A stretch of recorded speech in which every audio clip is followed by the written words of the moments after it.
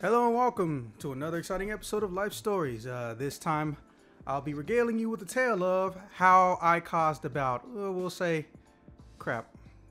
It's been a while since I looked at that bill, but it was about, we'll just say between $18,000 and $20,000 of apartment damage. No, it wasn't on purpose, in case anyone's wondering. All right, so we got some newcomers this time. Well, complete newcomers, as in literally everyone except me is new to this. So you all know me as your friendly neighborhood host, Zach Stat Pearson, but today I'm joined by some special people. Some from far away and some from very close. Starting off, we have the original Tokester. He's not with the N, but he will drop it at the drop of a hat, even if it's not April 20th, 01 Austin Nobles. Yeah, what's poppin'? And of course, we have another foreign import. I don't know how it happens, folks. It just does, but I'm not complaining. Hailing from a country whose name I actually forgot to ask before I thought to do his introduction, we have Dave Each. Hi. Where are you from, Dave? You really want to know? Well, yes, we have foreigners on here. We like to get to know people. Oh, I'm from Mexico, so hi. Huh. Thought you'd be like, I thought it'd be like Europe or something. Just saying. Okay, well, hey, we love your food over here in Chicago. I guarantee you. Yes. Okay. All right. So, surprising no one, we have even more people who flew in out of nowhere, or in her case, Belgium. Queen is back this time, but instead of giving a story, she'll just be receiving one. Now, just to get you caught up, because you legit probably only missed the first 3 minutes. This story is about how I caused between $18,000 and $20,000 of damage in an apartment building. No, it was not on purpose. Which apparently I have to clarify that a lot these days. All right, so make sure you're on push to talk instead of voice activity. If you want to laugh or say something, go ahead and push the button and talk, yada yada. All right, so I got paid a decent chunk of money to make some cheesecakes for a party that one of my friends was having because my baking skills are pretty Gucci. Now, I'm at her place. I'm at the party. I'm a little bit late. And I'm making a sampler plate, which is basically very, very thinly sliced or small deviation pieces of everything I have because, well, that's kind of what I'm there to do. But after that, hey, I'm chilling and I'm eating and I'm fucking around. I'm not Mr. Chef. I got commission. Commission's over with. But the whole time I'm slicing this stuff up to give them out to people, there is a drunk girl sitting on the opposite side of the counter that I didn't know was drunk. I thought she was on some type of drugs. So, as most people are well aware of, or at least my friends are well of, and apparently decided I was fucking lying about it, I have a special phobia, a very unique phobia. It's called fear of drunk white women. I don't know if there's what the actual name for it is, but fear of drunk white women just seems to cover all my bases, as far as I'm concerned. Now, what ends up happening is she starts shaking and giggling and staring at me, and it starts creeping me the fuck out to the point where, while paying attention to her, I accidentally chipped off a piece of my finger. I cut into my finger. But hey, it's a clean knife, and I've never heard anyone dying from getting cheesecake inside of their fucking finger. So I'm not too worried about it.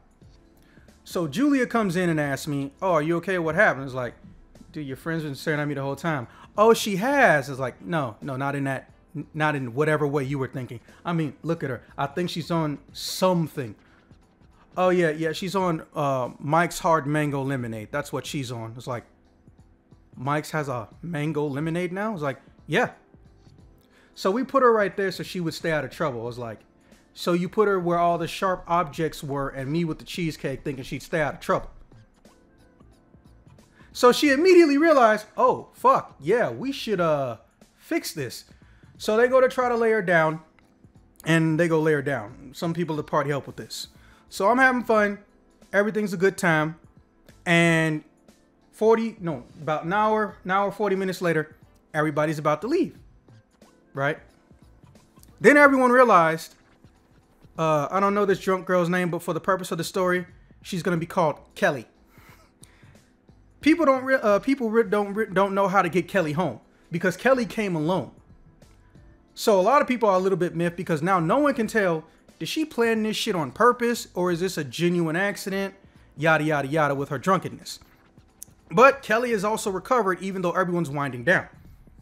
So at this point, half the guests have left, not because they want to ditch Kelly and they don't want to take her home or get her home, but they just left because, hey, Kelly isn't technically their responsibility. It's not a dick move.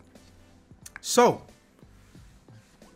I'm basically getting ready to take the leftovers because there's no rule saying I can't take the leftovers. And I get them all on the one little container because I'm not taking all them shits back. And all of a sudden, I just hear from behind me and I see some small little baby white girl feet. I didn't get any. And then I feel something wet touch my neck. And it creeps me the fuck out because it didn't feel like water and it didn't feel like spit. And I stand up and here's drunk Kelly again. And the first thing out of her mouth was, it's like, hey, Julia, your friend's awake again. Can you get her the fuck away from me? So Julia comes to get her, and I go into the bathroom. She starts trying to follow me into the fucking bathroom. Julia is completely incapable. I'm sorry, let me phrase that. Julia is too skinny to actually be able to stop this woman from following me to the bathroom.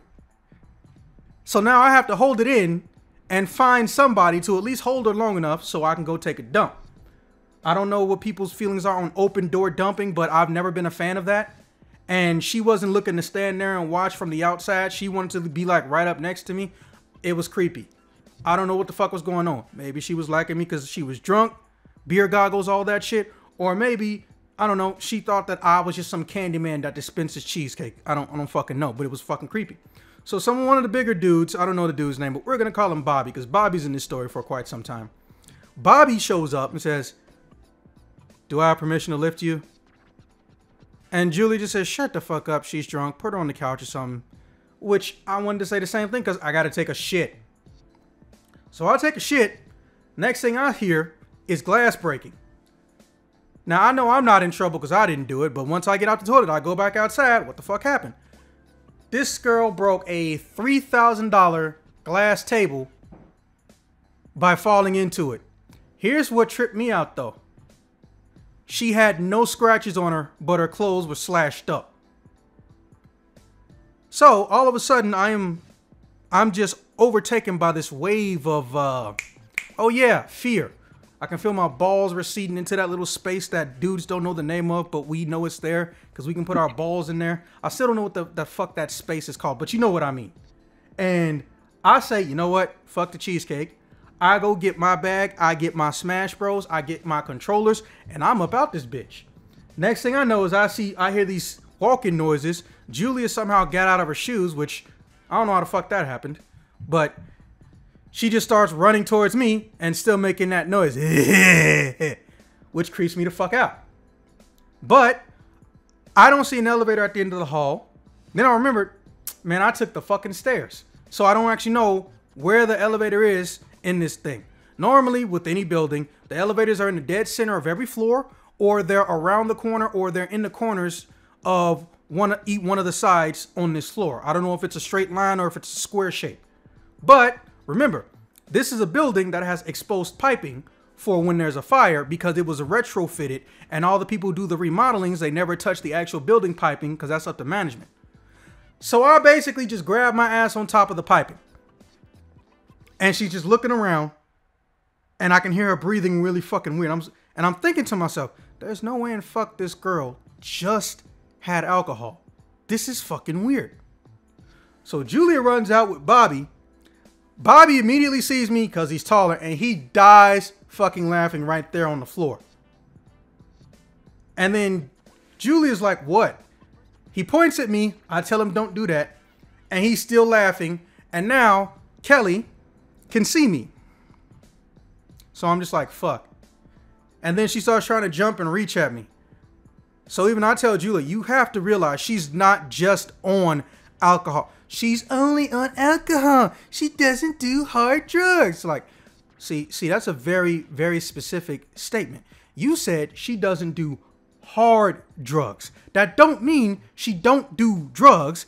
That means she don't do drugs that'll get her years in prison.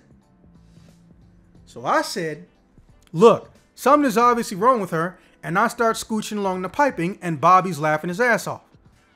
So then, Bobby's girlfriend come out. I don't know her name, but we're going to call her Laura, because I know he dated a Laura at some point in time, and she seemed cool. So it'll be Laura for the time being. She comes out and says, "What the fuck are you doing?" And then he keeps laughing, points at me, and then she starts dying of laughter. "Why are you on the ceiling?" "I'm trying to get away from a drunk white girl." "So you're crawling on the pipes, Peter Parker?" I was like, I feel like you should have said Spider-Man in that case. But, yeah, tomatoes, tomatoes.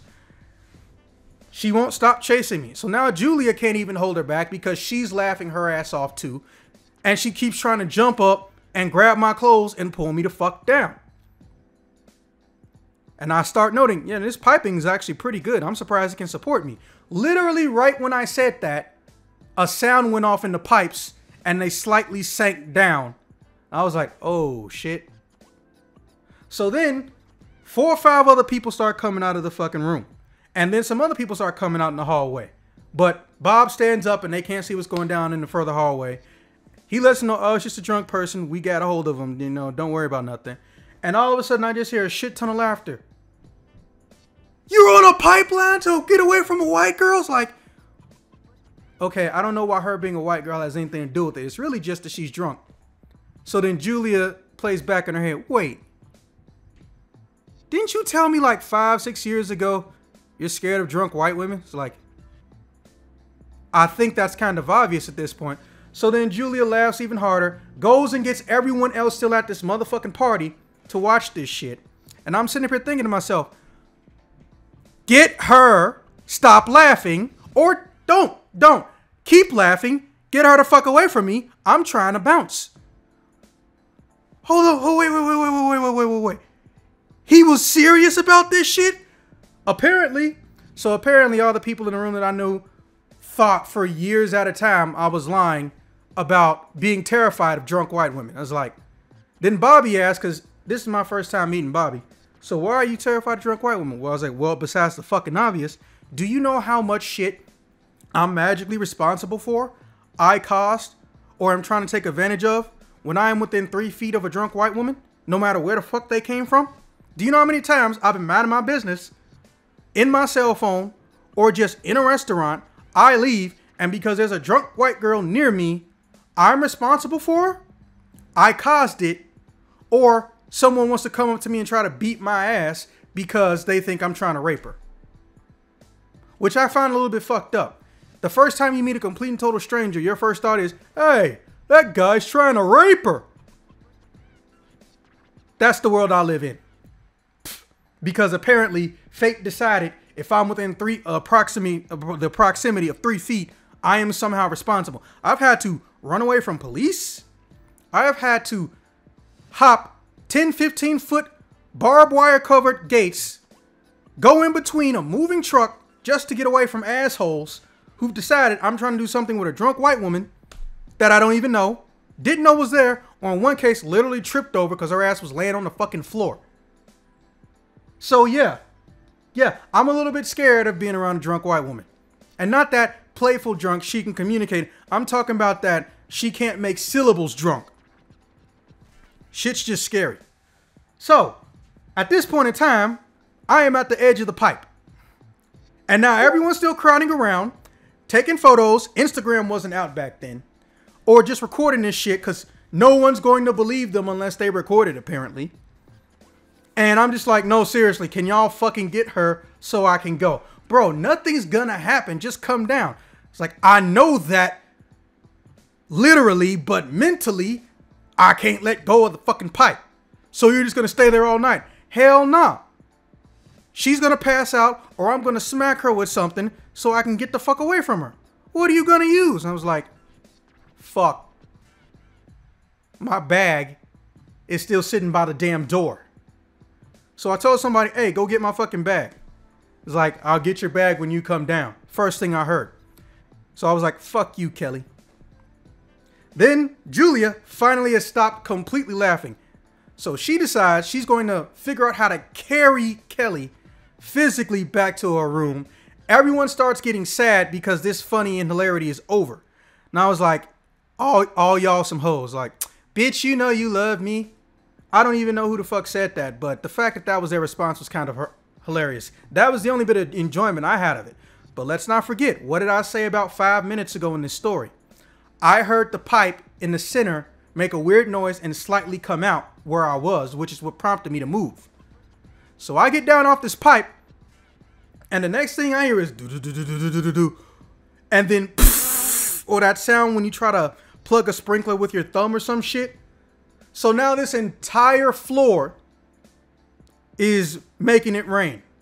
And then I start hearing pop, pop, pop, pop. I don't know what type of chain reaction shit was going on, but I started hearing people yelling and hearing that pop noise in other rooms on the side of this apartment floor from the left and the right. So I grab my shit and I immediately book it to the elevator. Because, well, it was around the corner. First thing that comes out of that elevator, shit you not, a security guard and 2 cops. I just froze in place. And they just look at me as like, oh, I've seen this before. Look, we're not here for you. Are you getting in? I was like, yes, I am. So I got in that elevator and I fucking pressed that button so hard that I think I actually gave myself a possible finger fracture. So then Julia comes around the corner and she's got these big ass eyes and she just hurls my bag all the way down and I leave. So I get to the bottom floor and there's a front desk person. And all I hear is, I know. Look, I don't know what caused it. We're still looking into it on the cameras or if there was any cameras available. But yeah, apparently there's a bit of an issue and we're going to try to cut the pipeline directly. Cut the pipeline directly? So I just calmly walk towards the door. And then I realize there's a squeak on my shoe. Like my shoes are legit squeaking. So then the front desk lady goes, hey. And I fucking bolted, right? But I kind of sort of overdid the bolting. So I went through the revolving glass door. And it wasn't a thick glass door. So the minute I touched that door, I literally broke one entire side of it. But since the thing was glass in the middle, it was a sheet. It broke one of the other sides too. So now I got glass all up going down my back, damn near in my butt crack. And I'm trying to run around the corner and then walk. Because if you run too long, you just look suspicious downtown in Chicago. That's what I'm told. So I get around the corner and I start walking. I don't even know what train I got on. And I fucking got on the train. And then I sat down like a dumbass, thinking I could relax. And immediately stood up. And everyone in this fucking train was laughing at me for a hot 30 seconds. My dumbass literally had glass in my butt crack. So I accidentally slashed the top little piece of my, wherever your tailbone ends, whatever that skin is. And then when they saw that, they stopped laughing. Luckily, somebody had disinfected and another person had Neosporin. I don't know, maybe they felt like shit. So I called up Julia about a week later. I was like, hey look, they didn't realize it was you. The camera that they have is for where the elevator entrance is. And the only thing it can see is a shoulder, or what looks like, I think, your shoulder from when you were holding on to the pipe. It doesn't see like a person. I was like, oh, thank God. So no one had to pay for anything? Fuck you mean no one had to pay for anything? They showed us how much the bill was, and they basically tried to divide it up between the whole floor. Luckily though, I don't know, we got some rich people or whatever. So instead of dividing it between about 13, 14 people, it got divided up between 6 because they decided to do bigger lump sums than most people. So it was like, okay, so what was the bill? And she said something like $18,000 or $20,000 in damage. I've never almost blacked out while I've been on a fucking phone call before. But I almost blacked out. So then she just went on and asked, so how's your butthole feel? I was like, how the fuck do you know I got glass in the crack of my ass? It's like, well, because they do know someone did that. They didn't see your face, but it looks like from the camera footage, shit got in your butt crack. I was like, so you recorded this? Like, oh no, they wouldn't give me the recording. It's like, good. Why is that good? Because you would literally show everyone and their fucking mom that there was a glass in my ass, literally. Yeah, I totally would do that. I totally would. So yeah, that's how I avoided paying for the shit. Because they were too lazy to install cameras in the main hallways. You can come off push to talk now. That's one hell of a story. This was 2011. That shit was fucking scary.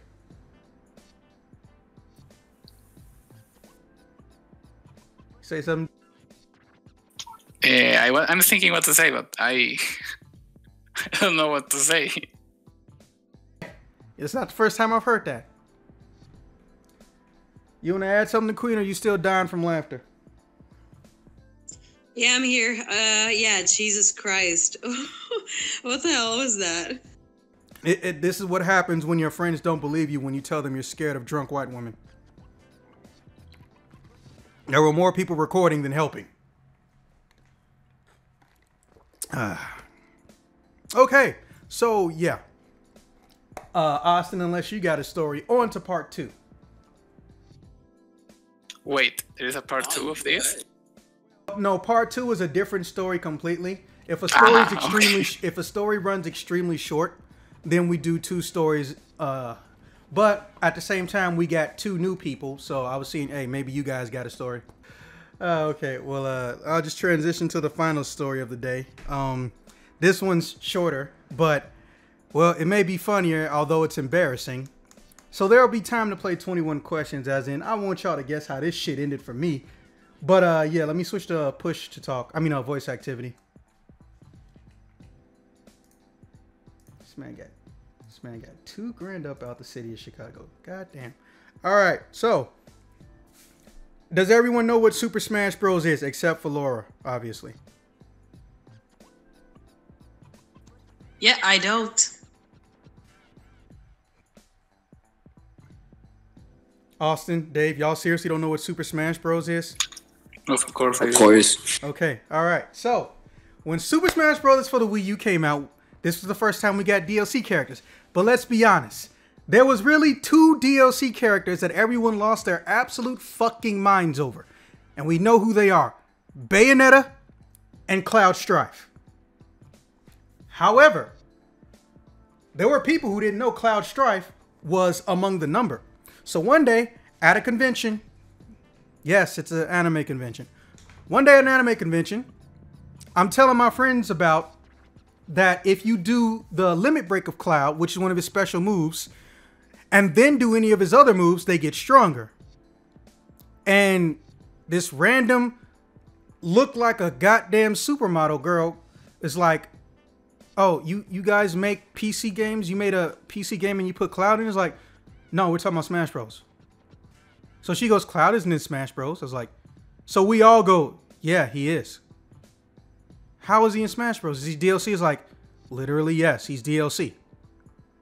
Holy shit, bro. It's like, that was not the reaction I was expecting.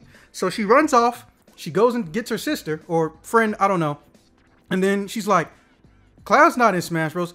Cloud is in Smash Bros. And I was like, whoa, we all did that in sync. I was like, oh my God, I want to play him. It was like, so then my friend Rob was like, hey, Zach, didn't you bring your Wii U? I was like, yeah.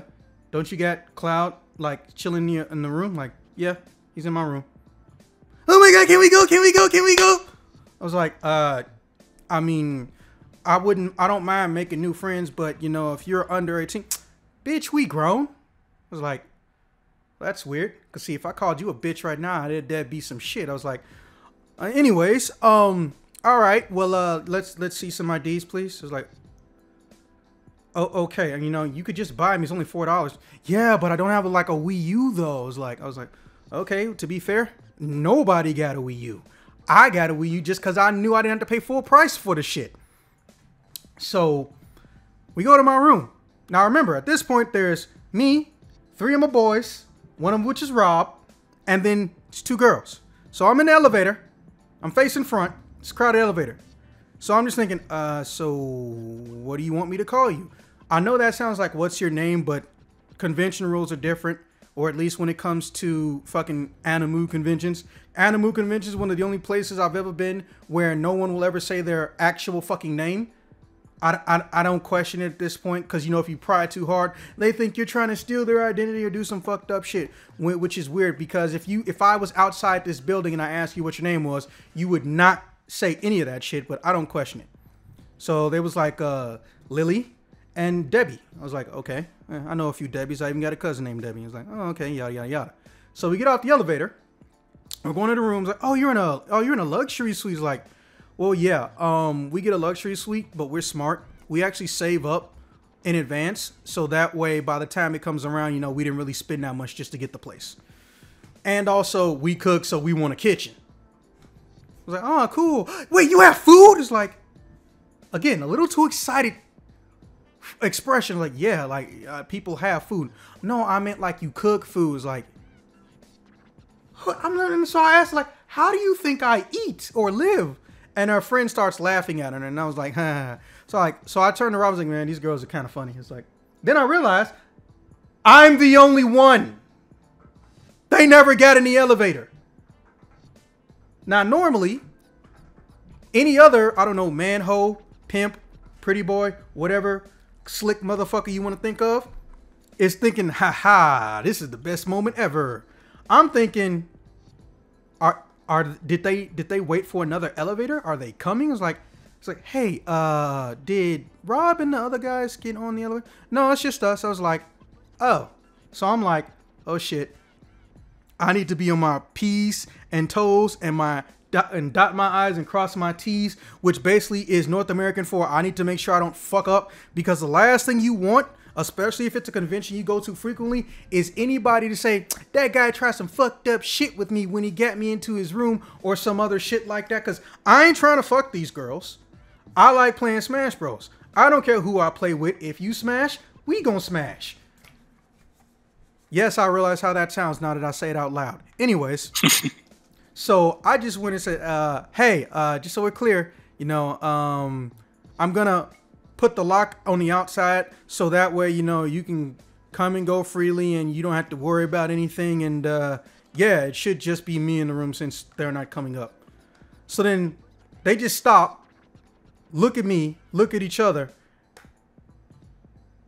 and immediately started fucking laughing at the top of their lungs.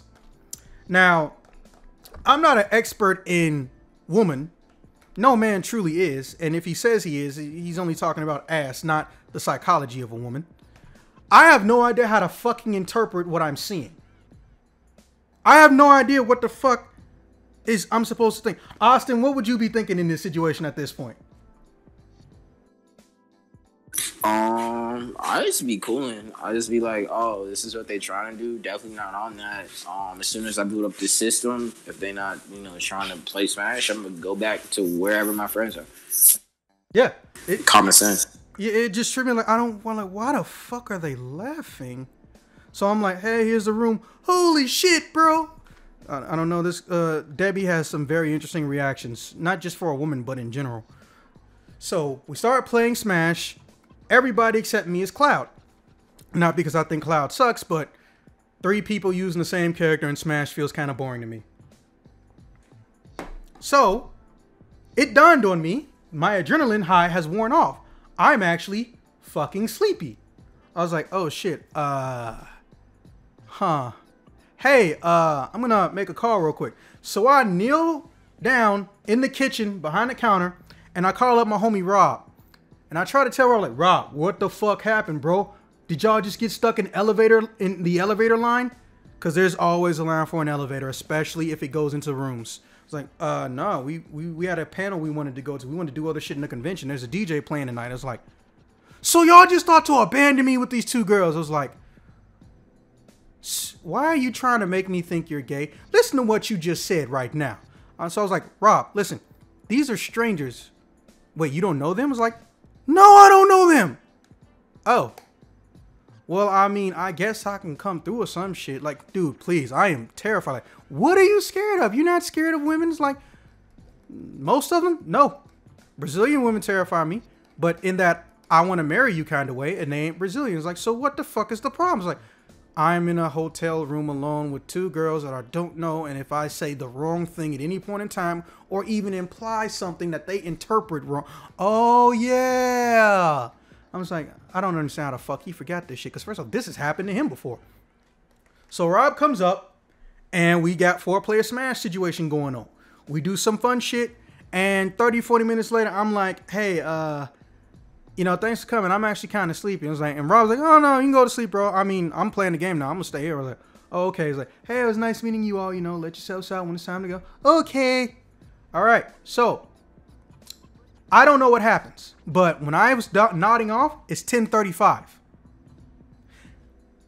I feel someone shaking me at 1 a.m. It was 1 a.m. because there was an alarm clock on the side of the bed. I don't just magically have time-telling wizard powers. And it's them, but they're not in a wig or a costume. They're in like normal clothes. I'm like, did they leave the room and the fucking door open, come back and shit? I was like, so I'm looking at her like, Debbie? Because I am like super sleepy. It's like, yeah, scoot over. I was like, I'm sorry, what did you just say? Then I hear, she said scoot over. I turn around and there's Lily. Or whatever the fuck her name was. I remember Debbie the most because, well, Debbie still scares me to this day. So I'm thinking, oh, there's no way this shit's real. I'm having a dream right now. Now, it's not that I fear the concept of a threesome. It's more like I have absolutely no belief at this point in time in my life a threesome is something that could happen to me unless it is A, an orgy, in which case, how the fuck did I fall into an orgy? B, someone's on ecstasy or everyone's on ecstasy.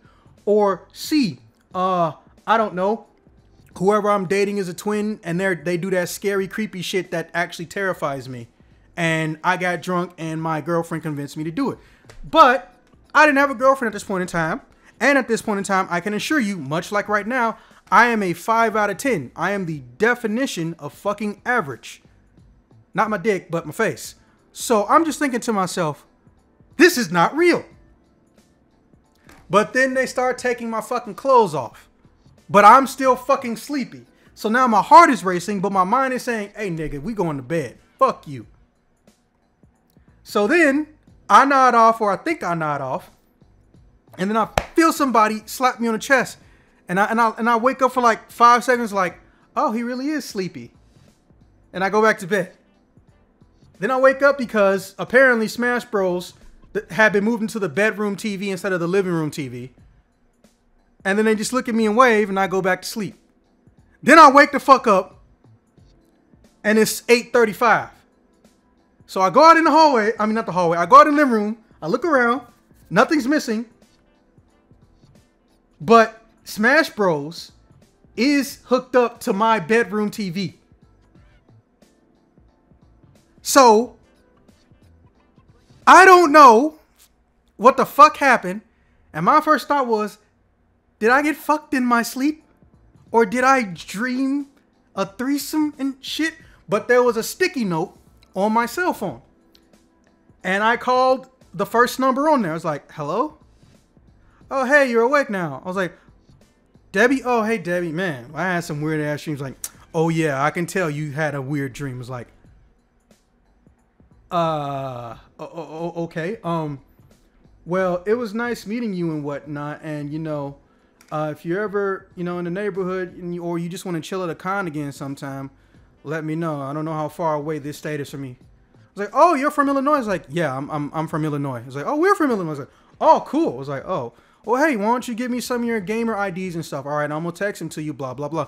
Oh, and make sure you text Lily too, yada, yada, yada, blah, blah, blah. So here's the thing, though. Rob comes out of his section of the room and he just goes, dude.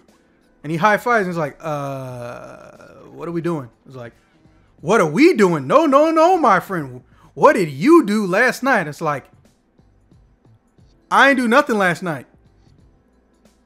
So then this other guy, Clayton, not to be confused with, the swole Clayton on YouTube and shit, but I know him too.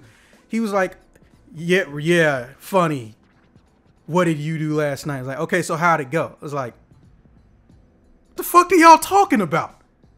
Bro, they were in your room last night. I was like, did they sleep here? It's like, I mean, maybe, or maybe they were just in the bed. It was like, yeah, maybe they were just in the bed. It's like, no, I was being sarcastic, Zax. Don't be a little bitch. They were in your room for 4.5 hours, and after a while, you couldn't hear Smash Bros anymore. I was like, but I didn't do anything. Like, bullshit, you didn't do anything. Bro, and I told them exactly what I told you guys. I remember waking up, and then I felt like someone took my shirt off. Then I remember being slapped in the chest, and then I just don't remember much. And I was like, bro, you need to ask them what the fuck happened. Because I'm pretty sure other shit happened. Also, make sure you go check your dick.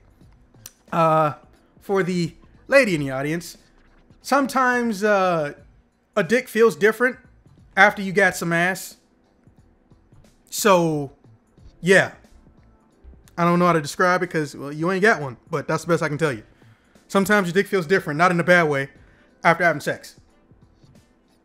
So, I go and look at my dick and do some inspections. Like, everything seems normal. I mean, hey, bare minimum, I'm glad I remembered to shave my shit. People sleeping on it, but hey, shaving your shit's not a bad idea. Anyways, so I was just like, it took me almost a full month to ask it.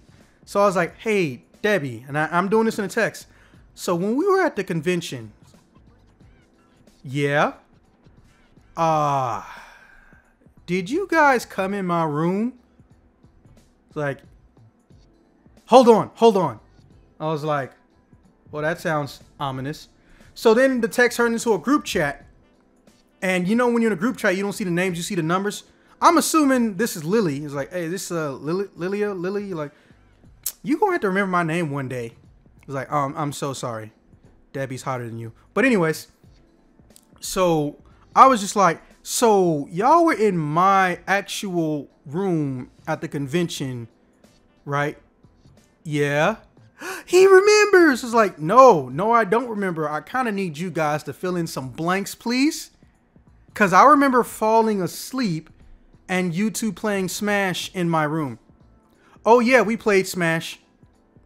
Now, normally when I hear those words, or rather see those words, it has one connotation and it means one thing.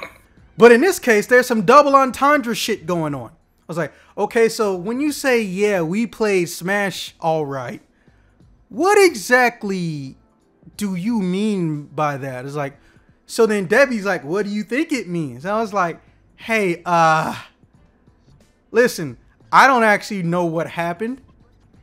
I have bits and pieces, or I have just the notation that after I said goodbye and went to bed, you motherfuckers went and crawled in my bed. And then they just said continue. I was like, what do you mean continue? Well, then what happened after that?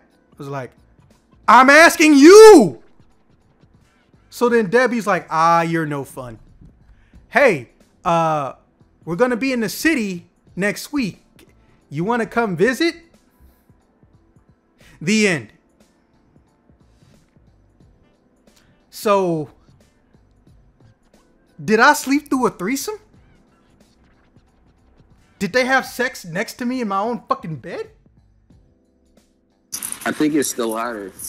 I don't, dude. I don't you can know. Sleep through a threesome. Queen, any ideas on this? You'd have to be either really drunk or like all Somali, but like that's not gonna happen. They definitely were on some like girl, weeaboo type, and you just happen to be the person with the bed. That's all. See, you say that, but I had a shirt on when I went to sleep. When I was awake, there wasn't a shirt. Well, I mean, they may, lick the nipple or two. That's all right. That happens. I don't know how you found a way to make that situation more confusing and disturbing for me, but I commend you on that. Queen, what's your take? What the fuck do you think happened? I don't know, but it's a disturbing story. Just imagine that happening the other way around. You know what people would say if that would happen with a girl and two guys. Oh yeah. You know, just think about it that way. Like, that's not okay, especially because you still don't know what happened. Like, I don't know. I don't know. That's So weird. technically, I guess you were molested.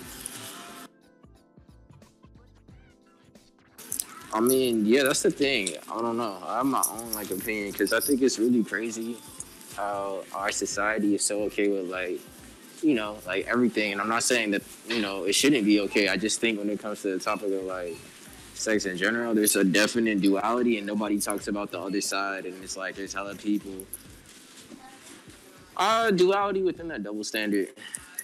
It's like it depends on, you know, your preferences and all that stuff. Cause like you feel me? It's just a wicked ass thing. It's just like energy, super intense. So like you never really know what someone is on unless you like get to that point. And to be forced to that point, which is really common, is like I don't even know.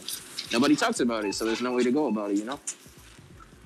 Yeah, like I still sometimes, well, it's not sometimes. I still debate if I do sorority stories. Not today, obviously. We're pretty much done. Sorority stories I've experienced, just because. Look, everything you've ever heard about fraternities and sororities is true. I'm gonna just say that. If it's a North American fraternity or sorority, it did happen at some point to someone. But I always have to debate if I'm gonna tell those stories, not just because, you know, what was a funny situation to me was someone's worst day ever, or what was accepted at that time is technically criminal, but it was authorized or allowed, which makes it not criminal depending on who you ask and shit like that. Now, I'm not saying I've done some crazy shit, or the crazy shit I do is not of a molesty nature. I do more of like, I dare you to blah, blah, blah, blah, blah, and everyone's in agreement on it shit, which is like basic bitch levels. But I don't know. I don't know. I think it's an interesting thing because you were saying fraternities and sororities, which, you know, everybody knows it's like damn near fake American dream type shit. Like, it's just like, oh, I'm gonna go to college, get a scholarship. Like, nah, you gonna probably end up in some dicey sexual shit for no reason because you got drunk or whatever. And it's like in the same token, with like nerds and weebs and, you know, anime conventions, like those are some of the freakiest fucking people on earth, bro. Yes. This So because it's they like- don't fuck anything. It's like I keep telling people like, No, it's not because they don't fuck anything. It's because they damn near fuck anything. It's the opposite. oh They will shit, fuck you know what? anything. Hey, we both right. But this is what I tell like a lot of my friends, like, cause you know, well, you may not know this, but I've been going to conventions practically my whole life, like before I could even register what they truly were. So That's traumatic in itself. I mean, you say that, but hey, I'm a darkie, so It's fun, but a lot it's of people traumatic. trying to kidnap me. But here's what got me. I will still have to this day. I will see kids half my age or close to half my age, and their parents like, "Oh, this place is pretty fun. Hey, my kid's going." It's like, "What do you mean your kid's going? Who's going with your kid?" It's like, "Oh, well, I got them a room, and I told them no one else is allowed to sleep in the room unless I know who they are." I was like, "No. Do you understand that an anime convention has the same type of people as a fucking nightclub?" It's like, but it's an anime convention. It's like, that means nothing. And that's our life stories for today. This is basically 2 episodes in one. I might divide it up or keep them all together because the episode was pretty short. Austin, I'd like to thank you and your royal lineage for stopping by for the first time. You know, Yes, sir. No problem. Thanks for having me. no problem. We don't do these that often because, you know, life has to happen in between life stories or someone has to remember their shit. So, hey, if we do one in next month or if we do one in a few weeks, you know, I'll be sure to look you up. Dave, I hope you learned some interesting new English words. So there's that to look forward to. Well, not really, to be honest, but it was still fun since I usually don't have the chance to listen to natives speaking. So yeah, it's kind of fun. Okay. And who knows, maybe one day you can do the first Spanish and/or Mexican live stories. I'm open to anything. It's a variety channel. We don't stick to one thing. Okay. Queen, don't ever get drunk around me. I will leave you. Yeah, no, I am not planning to. Stop smoking. So yeah, with that being said, this has been another exciting episode of Life Stories. Remember, kids, don't go into a threesome unless you're conscious. Yeah, don't do But- that.